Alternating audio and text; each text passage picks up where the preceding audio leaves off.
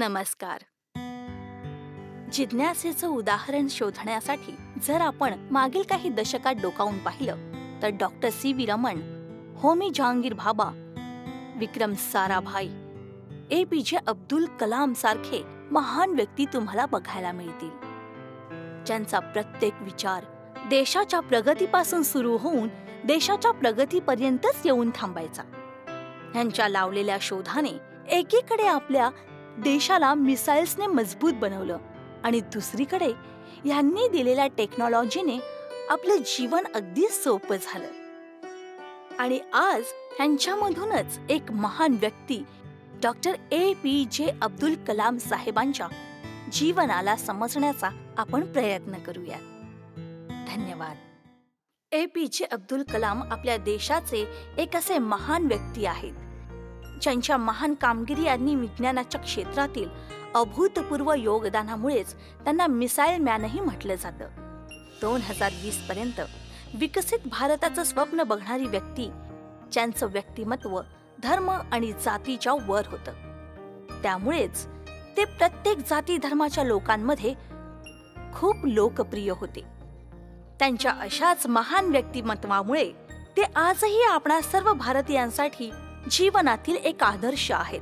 चला तर त्यांच्या जीवनापासून प्रेरणा घेण्याचा प्रयत्न करूया. भारताचे माजी राष्ट्रपती आणि वैज्ञानिक अबुल पाकीर जैनुलाब्दीन अब्दुल कलाम म्हणजेच ए.पी.जे. अब्दुल कलामांचा जन्म 15 ऑक्टोबर 1931 ला तामिळनाडूतील रामेश्वरम मधील तमिळ मुस्लिम कुटुंबात झाला होता. ते एका साधारण कुटुंबातून आले होते.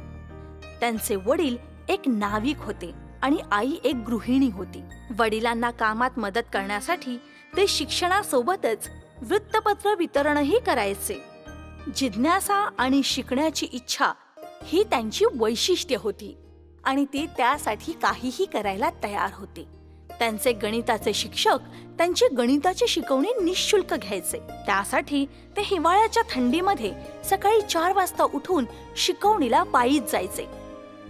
जेव्हा कलाम 5वीला होते तेव्हा त्यांचे शिक्षक पक्ष्यांच्या उडण्याच्या पद्धतीची माहिती देण्यासाठी त्यांना समुद्रकिनारी घेऊन गेले आणि त्यांना उडणारे पक्षी दाखवले आणि सांगितलं की पक्षी कशा प्रकारे उडतात.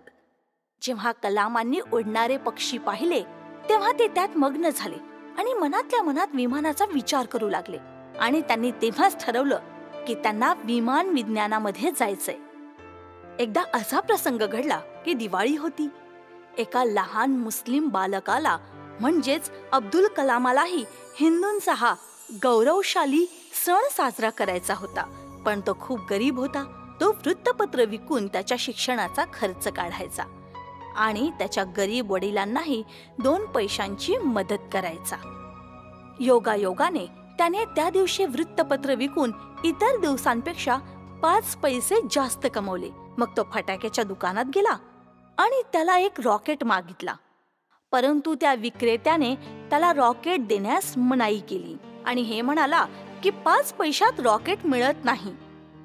मुलगा निराश झाला आणि दुकानदाराला म्हणाला, ठीक आहे, तर मग मला त्या 5 पैशांचे खराब फटाकेच द्या. दुकानदार म्हणाला, खराब म्हणजे ते काय कामाचे? कलाम म्हणाले, मी त्याने रॉकेट बनवणार.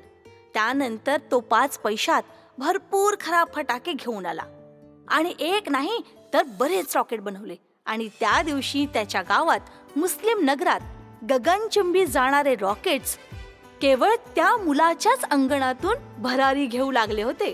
कलाम रामनाथपुरम स्क्वॉड्स मॅट्रिक्युलेशन स्कूलमध्ये जायचे आणि त्यानंतर सेंट जोसेफ कॉलेजमध्ये जायचे, जेथे ते फिजिक्समधून स्नातक म्हणजे ग्रॅज्युएट झाले. 1955 मध्ये ते पुढील शिक्षण घेण्यासाठी मद्रासला गेले. एरोस्पेस इंजिनिअरिंगचं शिक्षण पूर्ण केल्यानंतर कलामांनी रक्षा अनुसंधान आणि विकास संघटन म्हणजेच DRDO मध्ये भारतीय सेनेसाठी एक मिनी हेलिकॉप्टर बनवून वैज्ञानिक म्हणून त्यांच्या करिअरला सुरुवात केली. 1969 मध्ये त्यांना इस्रोला पाठवण्यात आलं, जेथे त्यांच्या करिअरने एक वेगळंच वळण घेतलं, जेथे त्यांना प्रोजेक्ट डायरेक्टर पदावर नियुक्त करण्यात आलं.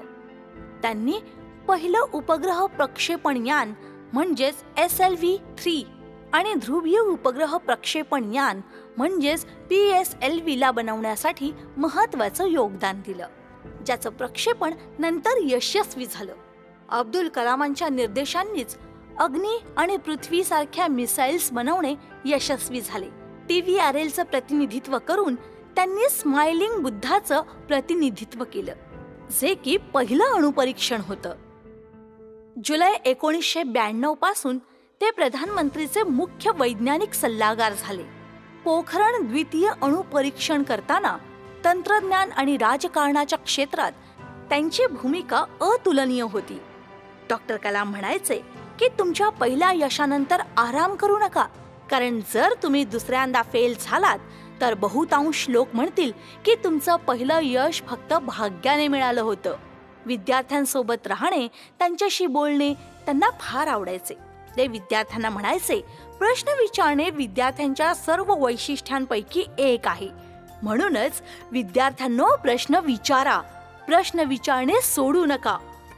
1999 मध्ये वैज्ञानिक सल्लागार पदावरून सेवानिवृत्त झाल्यानंतर त्यांनी 1,00,000 विद्यार्थ्यांशी संवाद साधायचा हेच आपलं लक्ष बनवलं. त्यांनी विशेषतः हायस्कूलच्या विद्यार्थ्यांची भेट घेतली. त्या मुलांच्या मनात भारताच्या विकासाची भावना जागृत करणे त्यांचं उद्दिष्ट होतं.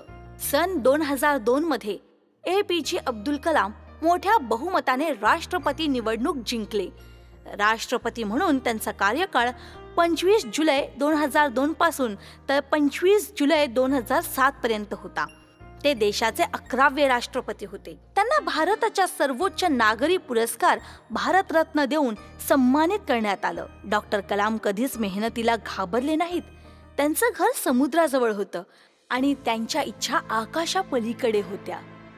ते त्यांच्या संपूर्ण जीवन काळात स्वतःमध्ये समुद्रासारखा खोलपणा साठवत गेले आणि आकाशापलीकडील रहस्य समजण्याची इच्छा पूर्ण करत गेले. त्यांचं जीवन म्हणजेच एक पाठशाला आहे. ज्यानेही त्यांचं अनुकरण केलं तो यशस्वी झाला. भारताच्या पार दक्षिणी कोपऱ्यापासून राष्ट्रपती भवनापर्यंतचा प्रवास त्यांनी अगदी गर्वाने केला. 27 जुलै 2015 ला IIM शिलाँगमध्ये ते व्याख्यान देत होते. तेथे संध्याकाळी 6 वाजता त्यांना गंभीर हृदयाचा झटका आला. त्यांना गंभीर अवस्थेत हॉस्पिटलमध्ये नेण्यात आलं, जेथे त्यांचं निधन झालं. डॉक्टर कलाम नेहमी म्हणायचे की त्यांना त्यांच्या जीवनाचा शेवटचा क्षणही विद्यार्थ्यांसोबतच घालवण्याची इच्छा आहे. आणि तसंच घडलं. ते विद्यार्थ्यांसोबतच होते आणि त्यांना त्यांचे विचार सांगत होते आणि त्याच वेळेस त्यांनी त्यांचे प्राण त्यागले. अशा महान व्यक्ती डॉक्टर कलामांना आमचे शतशत नमन.